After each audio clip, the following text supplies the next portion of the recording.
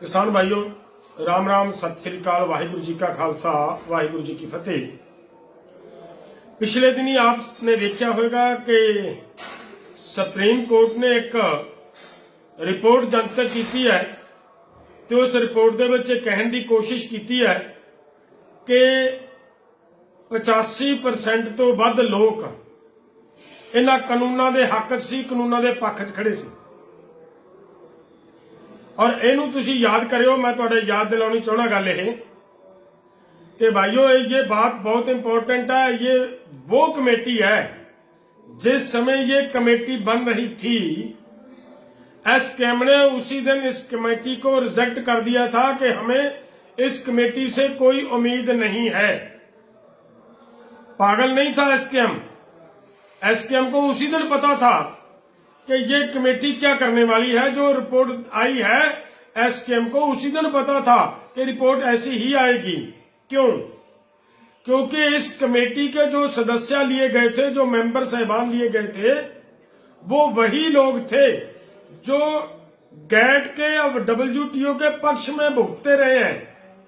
इन कानूनों को जिन लोगों ने अलग अलग माध्यम से, अलग अलग तरीके से बहुत वाजब और जायज ठहराने का पहले से ही प्रयास कर रखा था, वही लोग थे इस कमेटी के मेंबर। तो उनसे कैसी उम्मीद की जा सकती थी कि ये लोग आपके पक्ष में रिपोर्ट देंगे।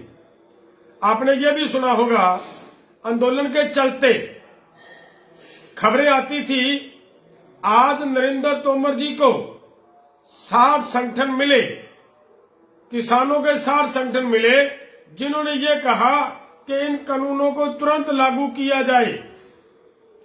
लेकिन वो जो संगठन थे वो कहां थे? ग्राउंड पे क्या था उन संगठनों का? केवल बीजेपी के, केवल सरकार के वो फेक संगठन, कोई इधर से कोई उधर से पकड़े हुए लोग थे जो संगठन का रूप धारण करके वहां पे इनके पास बैठते थे, उनके सदस्य, उनके अध्यक्ष बनकर बैठते थे।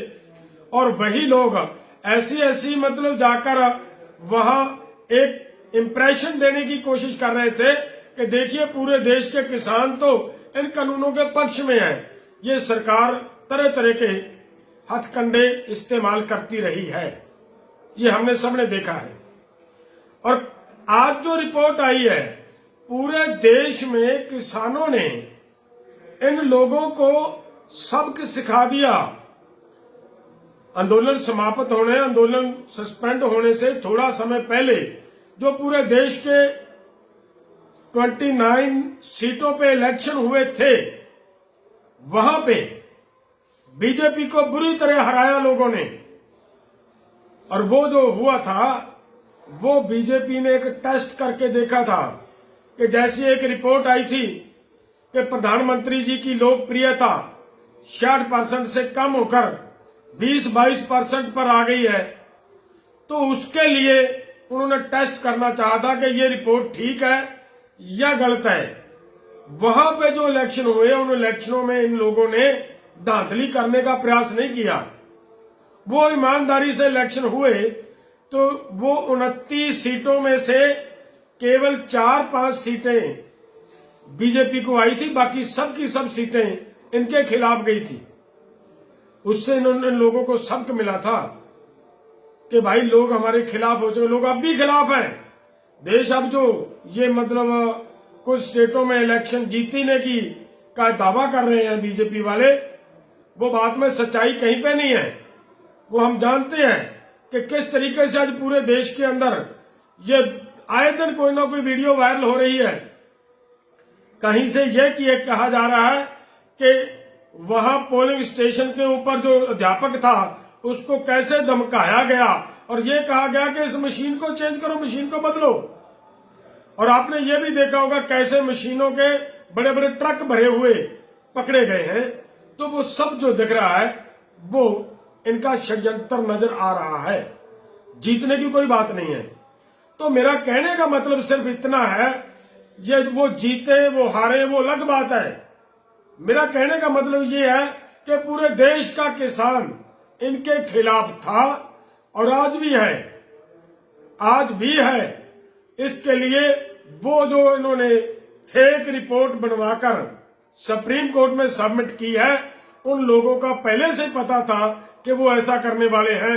इसके लिए एसकेएम ने पहले दिन से ही उसको रिजेक्ट कर दिया था और क्लियर और स्पष्ट ये कह दिया था कि हम कहीं पे भी कोई इनको ऐसा अपना बयान नोट नहीं करवाएंगे, ना हमें इनके ऊपर विश्वास है, ना ये ईमानदारी से काम होगा। वही आज आपके सामने है, वही कुछ हुआ है।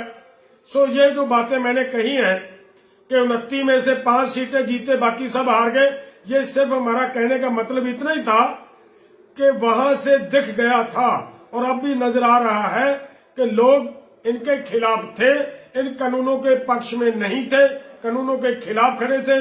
इसी वजह से वो 29 में से केवल 5 सीटें ही बीजेपी को मिल सकी थी, बाकी सब सीटें बीजेपी हारी। और ऐसी आपको देखी होगी आपने रिपोर्ट उस समय की कि बहुत सारी सीटें ऐसी थी जहां पे बीजेपी की जमानत जब्त हुई है। वो है सच्ची कहानी, वो है असलियत। इसके लिए मेरा कहने का मतलब सिर्फ ये है कि पूरे देश का किसान इसके खिलाफ था। और कहां से निकाल ली इन्होंने ये बात कि 85% तक ही लोग इस कानून के पक्ष में खड़े हैं। ये बिल्कुल झूठी और फेक रिपोर्ट है। मैं ये कहूंगा कि हमारी माननीय मानयोग सुप्रीम कोर्ट को अपनी गरिमा को ध्यान में रखते हुए ऐसे लोगों को इंटरफियर करने से रोकना चाहिए, ताकि मान मर्यादा सत्कार हमारी सुप्रीम कोर्ट का लोगों के अंदर बना रहे। और मैं फिर से ये कहता हूं कि ये पहले दिन से हमने क्लियर कर दिया था कि ये कमेटी जो देगी रिपोर्ट, उसी दिन हमने स्पष्ट कर दिया था कि इससे हमें कोई उम्मीद नहीं, और जो हमने कहा था वही इन्होंने किया। और इस रिपोर्ट के बारे में मेरा इतना ही कहना था। धन्यवाद। वाहिगुरु जी का खालसा, वाहिगुरु जी की फतेह।